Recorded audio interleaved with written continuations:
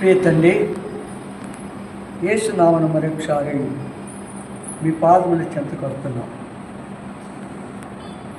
కొంత సమయాన్ని స్తుతించగలిగే కృప మాకు ఇచ్చినందుకే స్తుతిస్తున్నాం. వాళ్ళు పాలు పొందనైండగా వాక్యప్రిలో మమ్మల్ని మేము పరీక్షించుకొని సరి చేసుకొని యోగమైన రీతిగా వాళ్ళు పాలు పొందడానికి కృపనిమ్ము. చదువుకునే లేఖన భావం ద్వారా మాతో మాట్లాడు. ఈ మెల్లని స్వరాన్ని వినిపించు. మా తండ్రి, పాపికి రక్షణ, విశ్వాసకి ఎదుగుదల, ముందుకు నడిచే ప్రజలకు అధిక మహిమకు నడిపించు. సమయోచిత సాయాన్ని మీరు నాకును అనుగ్రహించి మీరే మహిమ పొందమని యేసు నామమున స్తుతించి ప్రార్థించి వేస్తున్నాము తండ్రి. ఆమేన్. మత్తయి సువార్త 25వ అధ్యాయం మొదటి నుంచి 8 వచనాలు మార్చి చదువుకుందాం. పరలోక రాజ్యము తమ డ్యూటీలను పట్టుకొని పెండ్లి కుమారుని ఎదుర్కొనుటకు బయలుదేరిన 10 మంది కన్యకలను పోలి ఉన్నది. వీరిలో 5 బుద్ధి లేని వారు, 5 బుద్ధి గలవారు. బుద్ధి లేని వారు తమ దివిటీలు పట్టుకొని తమతో కూడా నూనె తీసుకొని పోలేదు. బుద్ధి గలవారు తమ దివిటీలతో కూడా సిద్ధలలో నూనె తీసుకొని పోయిరి. పెండ్లి కుమారుడు ఆలస్యం చేయగా వారందరూ కొనికి నిద్రించుచుండిరి. తర్వాత అతన్ని ఎదుర్కొన్న రండి అని కేక వినబడెను. అప్పుడు ఆ కన్యకలందరూ లేచి తమ దివిటీలను చక్కపరిచిరి. కానీ బుద్ధి లేని ఆ కన్యకలు, మా దివిటీలు ఆరిపోవచ్చున్నవి గనుక మీ నూనెలో కొంచెం మా కీయుడని బుద్ధి గల వారిని అడిగిరి. చాలు. ఏ అధ్యాయంలో పోయిన వారం కొంతవరకు మనం చూస్తూ వచ్చాం. ఇక్కడ 2 గుంపులు ఉన్నాయని చూసాం. ఎన్ని? 2 గుంపులు. ఒకటి బుద్ధి గలవా కన్యకలు, 2 బుద్ధి లేని కన్యకలు. బుద్ధి గలవారు తమ డ్యూటీలలో నూనె తీసుకొని వెళ్ళారు. బుద్ధి లేని వారు నూనె లేకుండా వెళ్ళిపోయారు. అవునా? అయితే విశ్వాసంలో కూడా 2 గుంపులు, 2 తరగతులుగా మనం చూసాం. కొంతవరకు మనం చూసాం. ఆయా లోపాలు గల వారికి, రక్షింపబడిన వారికి అందరికీ క్రీస్తు న్యాయపీఠం యొద్ద న్యాయ తీర్పు ఉన్నది. లోపాలు కలవారికి, యోగ్యులైనటువంటి వారికి, 2 రకాల ప్రజలకు ఎక్కడ ఉంది క్రీస్తు న్యాయపీఠం? ఏముంది? తీర్పు ఉంది. ఆ తీర్పులో మంచిదే కానీ చెడ్డదే కానీ ప్రతి క్రియ తమలోనికి వచ్చును. అంటే తీర్పులోనికి వచ్చును. అది మంచిదే కానీ చెడ్డదే కానీ న్యాయపీఠం మీదకి వెళ్ళగానే తీర్పులోనికి వస్తుంది. ఆలోచనలు మరి ఇంకా నానా రకమైన లోపాలు కలిగిన వాటన్నిటికీ ప్రభు ఒక దినం లెక్క అడుగుతాడని మనం చూస్తున్నాం. అందులో 2 కొరింథీ 5:10లోను, 1 కొరింథీ 4:5లోను యోగ్యులైన వారు ప్రభు ఎటు మెప్పులు బహుమానం పొందుగా. ఎవరు? యోగ్యులైనటువంటి వారు మెప్పులు బహుమానం పొందగా, యోగ్యత లేక ఆయా బలహీనతలు గలవారు అవమానమును శిక్ష పొందుదురు అని చూశాం. లూకా 12:42 నుండి 48 చూశాం. అంతవరకు చూశాం. ఇప్పుడు 3. ఈ 10 మంది కన్యకలు మహాశ్రమల కాలమందు చెందిన వారని తెలుస్తుంది. ఈ 10 మంది కన్యకలు మహాశ్రమల కాలములకు చెందినవారు అని చూస్తున్నాం. కారణం ఏంటంటే ఇక్కడ కన్యకలు అంటే బహువచనం, ఒకరు కాదు కదా. ఒక్కరైతే కన్యక అంటారు. అవునా? ఏం చెప్పినా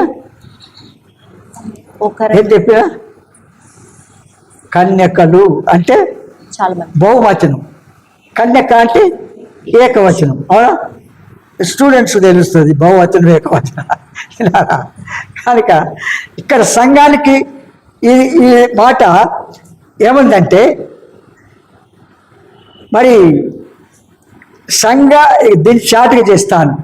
కన్యకలు సంఘమునకు చెందినవారు కాదని తెలుస్తుంది. ఏంది?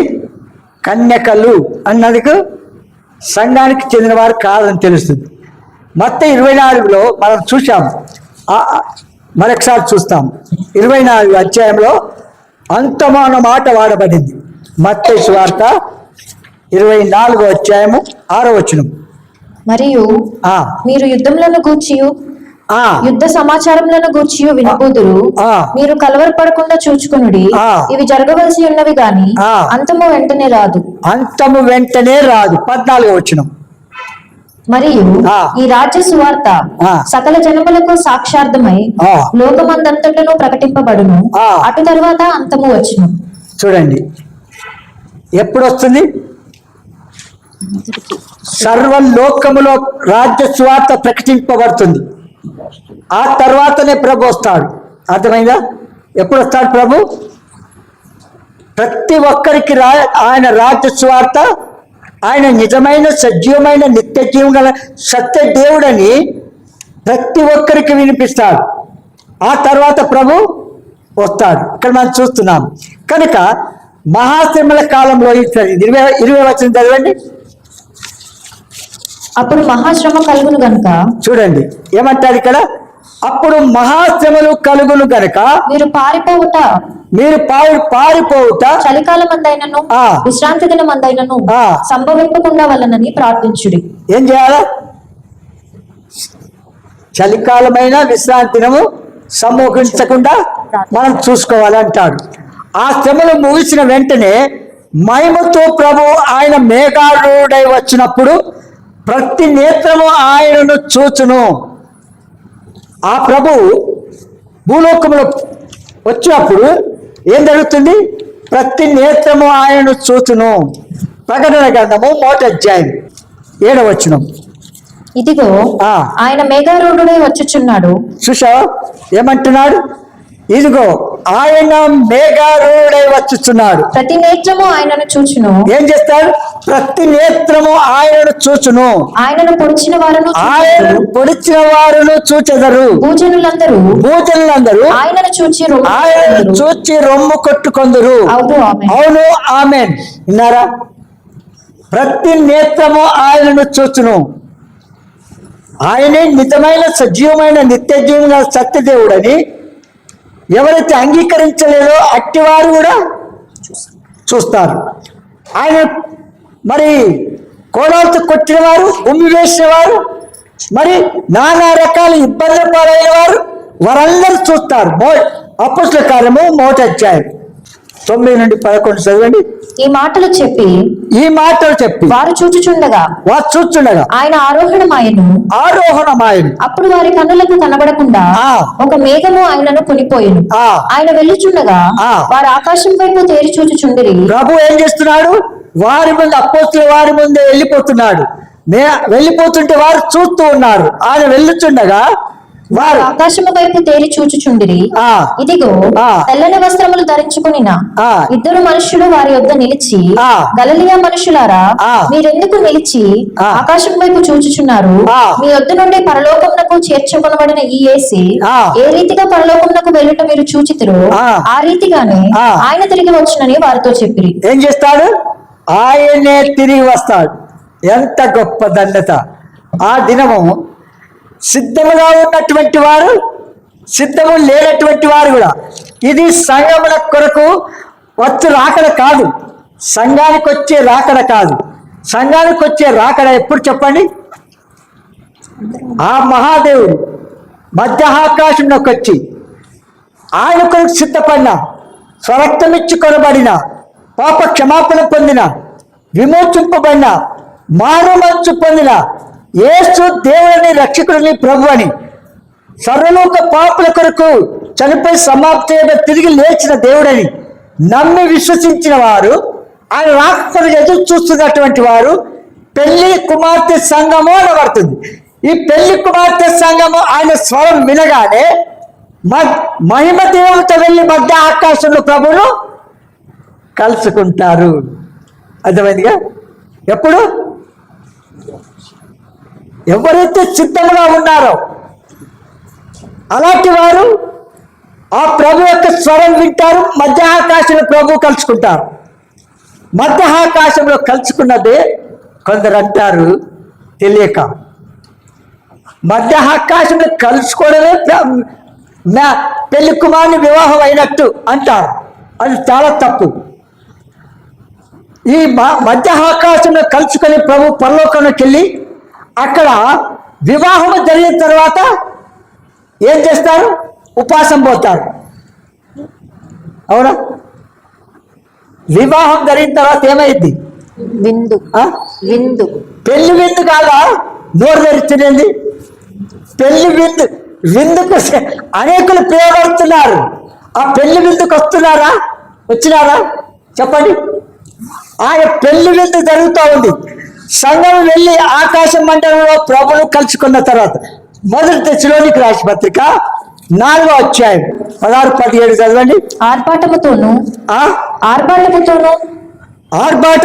ప్రధాన దూత శబ్దముతోను దేవుని బూరతోను పరలోకం నుండి ప్రభు దిగివచ్చును. ఎక్కడి నుంచి వస్తాడు? పరలోకం నుండి దిగివచ్చును. క్రీస్తునందుండి మృతులైన వారు మొదట లేతురు. ప్రవక్తలు, శిష్యులు, మరి బోధకులు ఆయన స్వరక్తం ఇచ్చుకొని మరి ఆయన చెప్పిన రీతిగా సిద్ధపడిన వారు, ఆయన రక్తంతో కడగబడిన ప్రతి ఒక్కరు కూడా ఏం చేయబడతారు? ముందు ఎత్తబడతారు. ప్రభునందు నిద్రించిన వారు మీకు పోల్చి చెప్పినాను. నిద్రించిన వారిని ఎవరంటారు? చనిపోయిన వారు ఎవరినంటారు చెప్పండి? నిద్రించిన వారు ఎవరు? యేసు రక్తంతో తమ పాపను కడుక్కొని పరిశుద్ధంగా తీర్చబడిన వారు నిద్రించిన వారు. నిద్రించిన అనగా నిద్రలో ఉన్న వ్యక్తిని కొడితే ఏం చేస్తాడు? లేస్తాడు. అవునా? చనిపోయిన వాళ్ళు లేస్తాడా? పాపములు యేసు రక్తంతో కడుక్కోకుండా, మానమంచు పొందకుండా ఆచార క్రైస్తవ సాంప్రదాయంలో కొనసాగుతూ యేసు రక్తము తమ పాపను కడుక్కోలేనటువంటి వారు చనిపోయి లేపబడరు, అట్లే ఉంటారు. విన్నారా? చనిపోయిన వారు లేపబడరు, సమాధుల్లోనే ఉంటారు. ఆయన రెండోసారి వస్తారు. అప్పుడు వీళ్ళందరూ సజీవులు అందరూ కూడా ఆ పెళ్లి కుమార్తె సంఘమును తీసుకొని భూలోకంకి వస్తాడు. ఆ భూలోకంలోకి వచ్చిన తర్వాత సకల జనులందరూ ఆయన చూస్తారు. ఆయన పొడిచిన వారు సైతం చూస్తారు. ఆయనను ఉమ్మివేసిన వారిని చూస్తారు. రొమ్ము కట్టుకొని ప్రలాపిస్తారు. అప్పుడు ఏంటి? తెలియక చేశామని. విన్నారా? అందుకే అయితే ప్రతి నేత్రము ఆయన భూమి మీదకి వచ్చినప్పుడు కన్యకల ఉపమానంలో కూడిన భూలోకంలో అందరికీ వినబడినట్టుగా ఒక కేక వినబడుతుంది. సర్వలోకము వినబడే శబ్దము. అదేమంటే, ఇదిగో పెళ్లి కుమారుడు అతన్ని ఎదుర్కొని రండి. 25:6 వచనం చదవండి. 25:6 వచనం మత్తయి. అర్ధరాత్రి వేళ ఇదిగో పెళ్లి కుమారుడు అతనిని ఎదుర్కొన్న రండి అని కేక వినబడను. ఏం చేపట్టాలి? అందరికీ, సర్వలోకంలో ఉన్నటువంటి రక్షింపబడినా రక్షణ లేకపోయినా, అన్యులైనా, విగ్రహారాధి ఏ భాషకు చెందిన, ఏ గోత్రానికి చెందిన, ఏ ప్రాంతానికి చెందిన వారైనా, నల్లవారైనా తెల్లవారైనా, అమెరికా అయినా, ఇండియా అయినా, ఆంధ్ర అయినా, తెలంగాణ అయినా, నల్ల తెల్ల ఏ భేదం లేదు. ధనవంతుడు మీద వాడేవారు ప్రతి ఒక్కరు ఆయనను చూస్తారు. ఏం చేస్తారు? ఆ సజీవమైన నిజమైన నిత్య జీవము కలిగిన సత్యదేవుని చూస్తారు.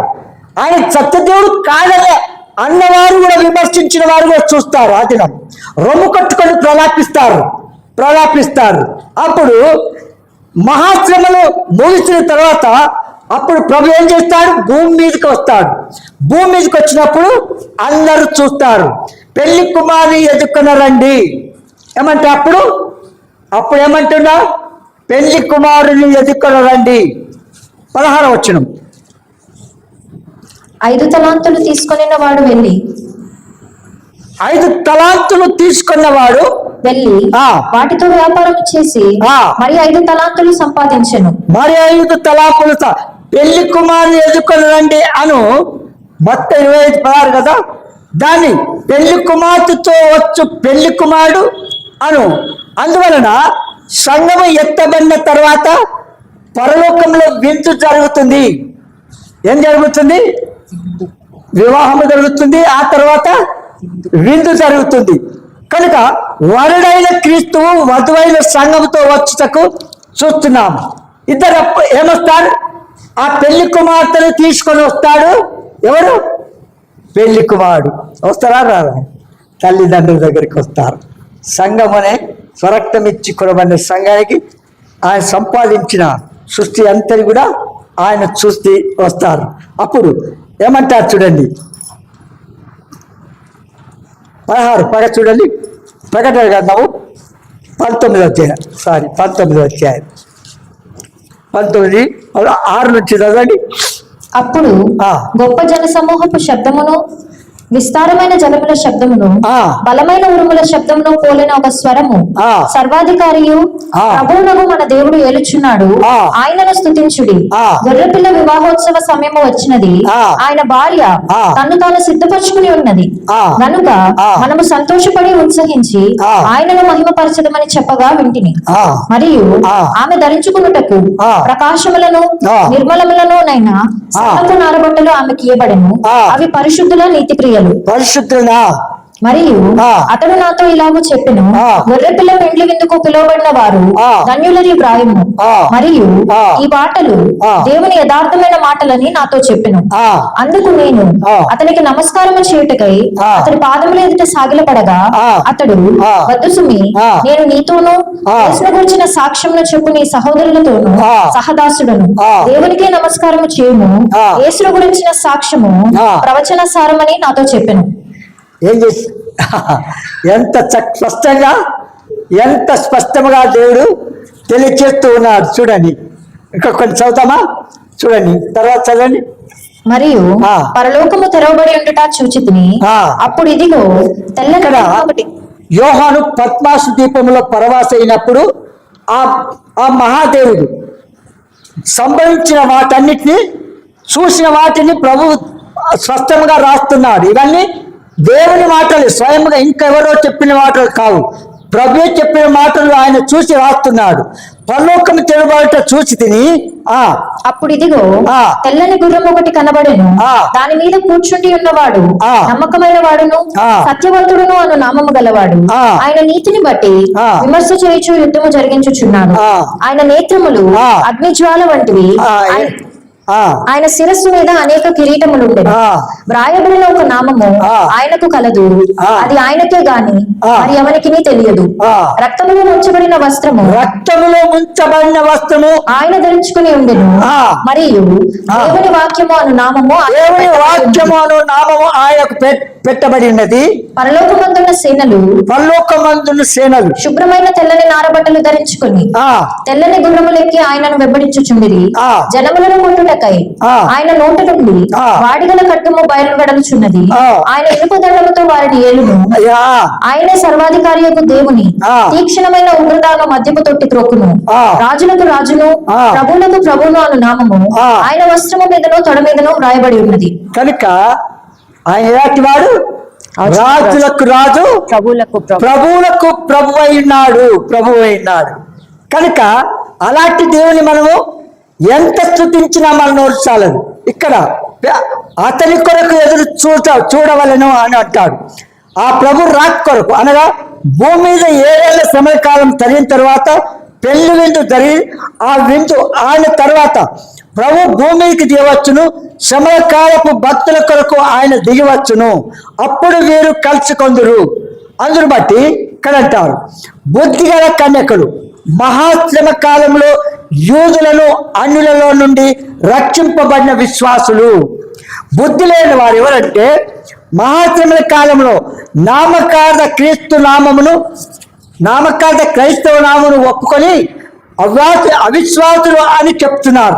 అంటే క్రైస్తవులము, మారుమత్తు పొందాము, బాప్తిసం తీసుకున్నాము, ఆరాధన చేసినాము, దశంభాగం ఇచ్చాము, అవన్నీ చేసినాము అంటారు. ఎవరు? నామకార్థ క్రైస్తవులు. నిజమైన పశ్చాత్తాపం లేకుండా, నిజమైన మారుమనసు లేకుండా తీసుకున్న బాప్తిసము అది తెల్లని బాప్తిసము.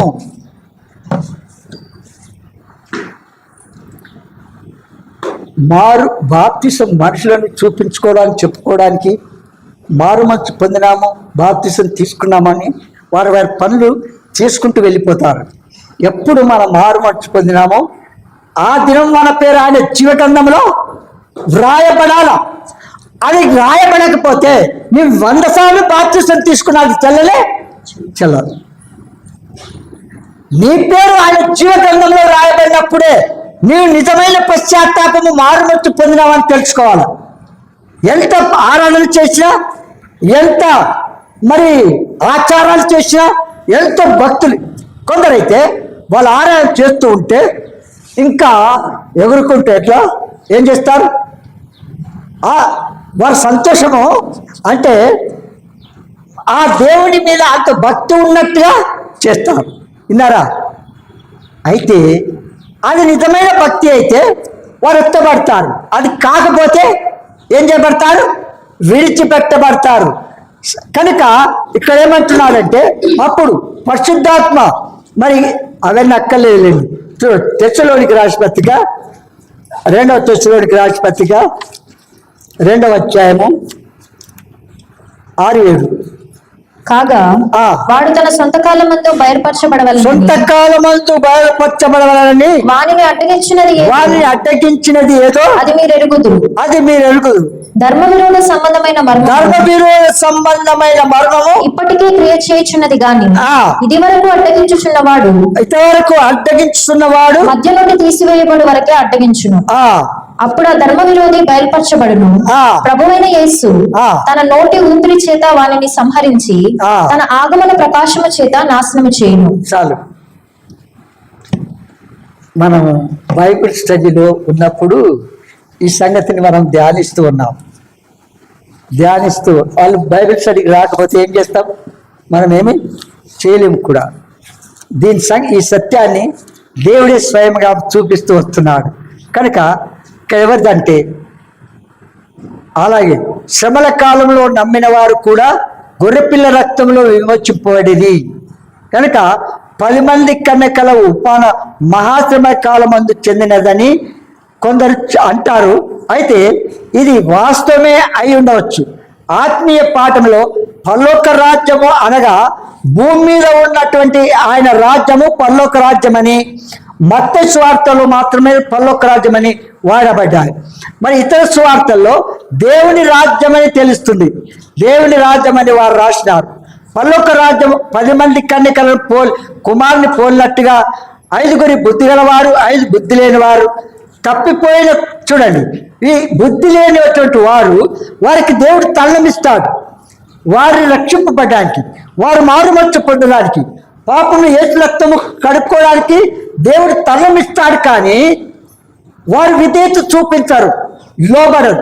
నిజమైన విధేయత ఏది చెప్పండి? నిజమైన పశ్చాత్తాపము, మారుమనసు పొందినటువంటి పశ్చాత్తాపం ఏది చెప్పండి?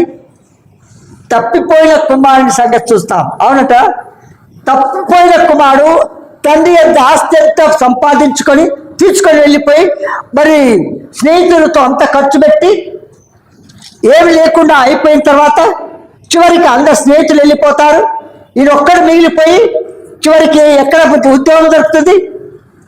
తన ఉద్యోగం ఏంటి? మొదట పందులు మేపడానికి వెళ్ళిన వారి దగ్గర కూడా పందులకు వేసిన పొట్టులు తినుకుంటూ వాడు కాలము గడుపుతూ ఉంటే వీడు వచ్చినప్పటి నుంచి పందులు చిక్కిపోతున్నాయి ఏంటి అనుకున్నాడు.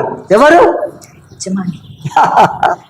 చూడండి, అంటే పందులకు వేసి పొట్టు వీడి తినడం మొదలుపెట్టిండు. ఎట్లుందో చూడండి. విన్నారా? ఆ పొట్టు తినడానికి వెళుతారు కొందరు క్రైస్తవులు. ఏంటి? పందులు తినే పొట్టు తినడానికి వెళ్తారు. అదే పరలోకంలో విందు అనుకుంటారు, భూలోకంలో. అర్థమైందా? ఏమర్థమైంది? పందులు తినే పొట్టు తినుకుంటూ మా ఆత్మీయత మేము పరలోకంలో ఊడిపోయినట్టుగా, ఆత్మ వచ్చి దిగి వచ్చినట్టుగా ఊగుతుంటారు. అవునా? దేవుని ఆత్మ ఆయన అల్లరికి కర్త కాడు. అర్థమైందా? ఆయన ఎలాంటి వాడు? అల్లరికి కర్త కాడు ఆయన. కనుక సత్యవాక్యం ఏం చెప్తుంది, మనం ఏం చేస్తున్నాం? అప్పుడు బుద్ధిగల కుమారుడు ఏం చేసినాడు? తాను చివరికి ఆ యజమాను తెలుసుకున్న తర్వాత యజమానుని ఆ పందులు తినే పొట్టును వదులుకొని తన తండ్రి యొద్దకు వచ్చాడు. అవునా? నా తండ్రి మిగిలిన ఆస్తి కలిగినటువంటి వాడు ఆయనే మన ప్రభు అయిన యేసుక్రీస్తు అనుకోనండి. నా తండ్రి అయిన దేవుడు అనుకోనండి. ఆయన దగ్గర ఏమైనా తక్కువ ఉందా? ఏమీ తక్కువ లేదు. ఆ తండ్రి అయిన దేవుని దగ్గరికి వస్తే నా కుమారుడు ఎప్పుడు వస్తాడా అని ఎదురు చూస్తున్న తండ్రి దూరం నుండి వేషమంతా గడ్డ పెరిగింది, మీసాలు పెరిగినాయి, మురికి బట్టలున్నాయి, మరి అంత దుర్వాసనతో కూడా ఉన్నాయి. అట్టు ఉంటే ఆయన తండ్రి గుర్తుపట్టాడు.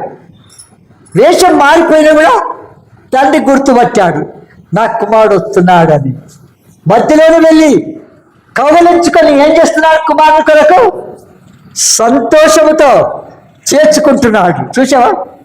ఆ కుమారుడు కూడా నిజమైన పశ్చాత్తాపంతో తండ్రి దగ్గరకు వస్తున్నాడు. ఎంత ఆ మాటలు చదువుకుందామా? చూడండి, లూకా సువార్త 15వ అధ్యాయం 17 నుంచి చదవండి. అయితే బుద్ధి వచ్చినప్పుడు వాడు, ఒక్క నిమిషం, కొందరికి ఎంత చెప్పినా బుద్ధి రాదు.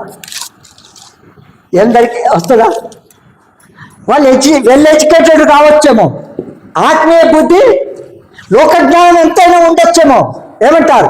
సొలొమోనుకు లోక జ్ఞానం ఎంత ఇచ్చినాడు, అవునా? ఉపయోగించినాడు. చివరికి ఏమైంది? చివరికి అంత గొప్ప రాజు అంత రెట్ల ముగించినాడు. చూస్తున్నారు కదా. కనుక రాజుల గ్రంథాలు ఎందుకు రాశాడంటే మనకు మాదిరిగా మనం తెలుసుకోవడానికి. ఎట్లు నడుస్తున్నాను, ఏ రాజు ఎట్లు ఆరంభంలో ఎట్లుండే అంత ఎట్లు ముగించాడు, ఎట్లు ముగిస్తున్నాడు అనే సంగతిని చూస్తాం వాళ్ళ దగ్గరికి వచ్చినప్పుడు. కనుక ఇక్కడ ఏం చేస్తున్నాడు? చదవండి 17 అయితే బుద్ధి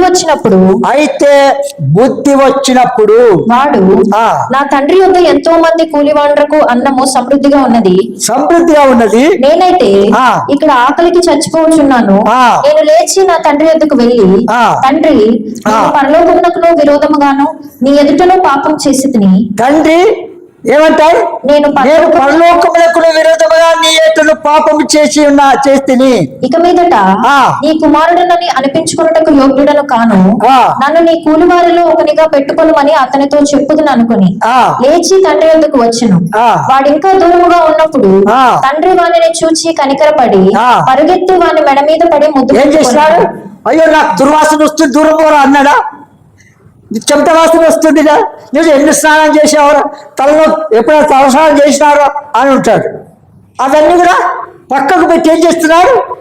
ఎంత దుర్వాసన అయినప్పటికీ ఆ కుమారుని కౌగలించుకొని చేర్చుకుంటున్నాడు. నీ వాటిలో ఆ విధంగా నీ దుర్వాసనతో కూడా పాపంతో అంధకారంలో చీకట్లో లోకంలో కొనసాగుతున్నా నిన్ను ప్రేమిస్తూ నీ కొరకు చూస్తూ ఉన్నాడు ప్రభు. ఆయన కలుచుకుంటే నిన్ను కౌగలించుకొని ఆయన గత పత్నాలని క్షమించి ఏం చేస్తున్నాడు? తనకి మళ్ళీ పోగొట్టుకున్నదంతా మళ్ళా గొప్ప విందు చేస్తున్నాడు. అవునా?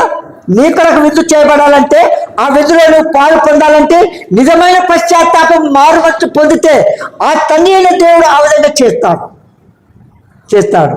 కనుక మీరు ఇంకా ఎవరైనా సరే నిజమైన మారుమచ్చు పశ్చాత్తాపము పొందనట్లయితే ప్రభు ఇచ్చే 2వ రాకడకు ముందుగా ఈ సబ్జెక్ట్ చదువుతున్నాను అన్నారా?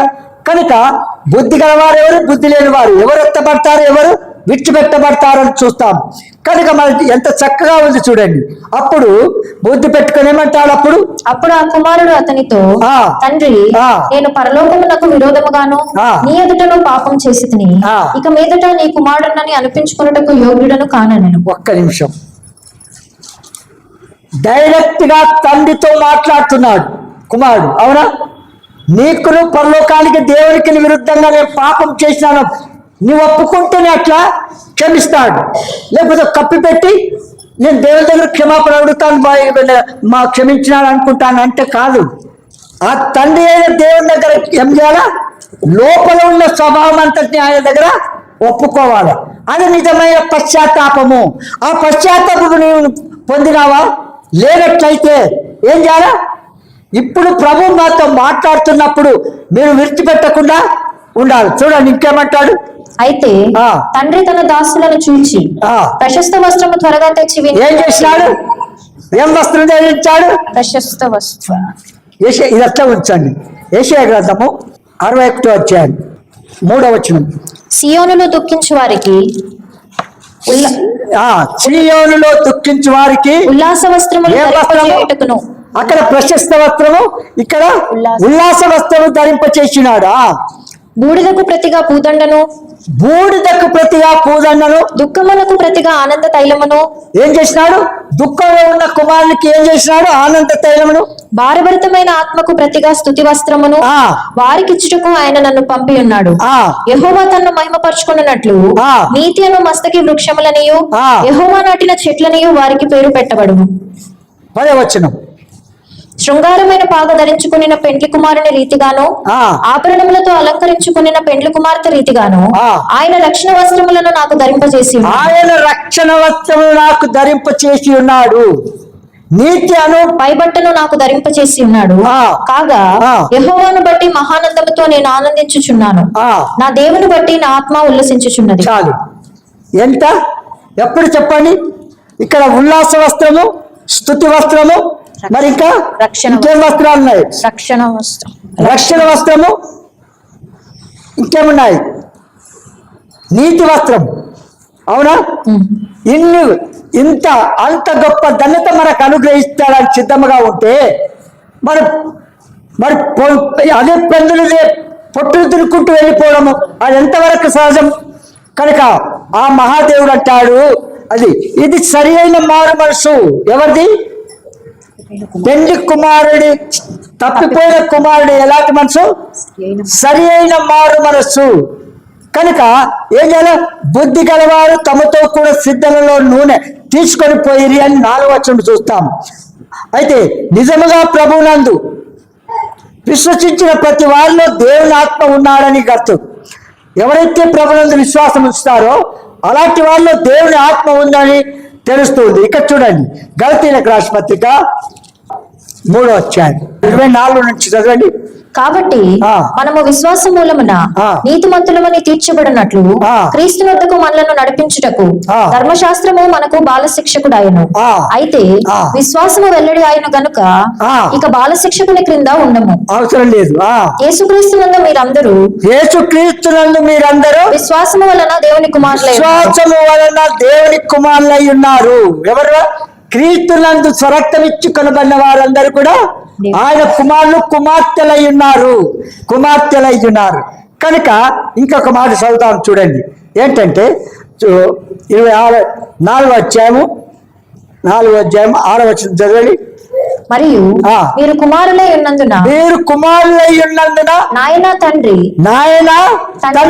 అని మొరపెట్టు తన కుమారుని ఆత్మను దేవుడు మన హృదయంలోనికి పంపెను. కాబట్టి నీవిక దాసుడవు కావు కుమారుడవే. ఏమంటావు? దాసుడవు కావు, నీవు కుమారుడవు అయితే దేవుని ద్వారా వారసుడవు. చూసావా? ఇప్పుడు దాసుడుగా వచ్చినాడు, తండ్రి వద్దకు వచ్చాడు. అవునా? ఇప్పుడు కుమారుడుగా ఎంచుతున్నాడు. అవసరమా? నువ్వు కుమారుడుగా కుమార్తెగా చేయబడాలంటే ఏం చేయాలా?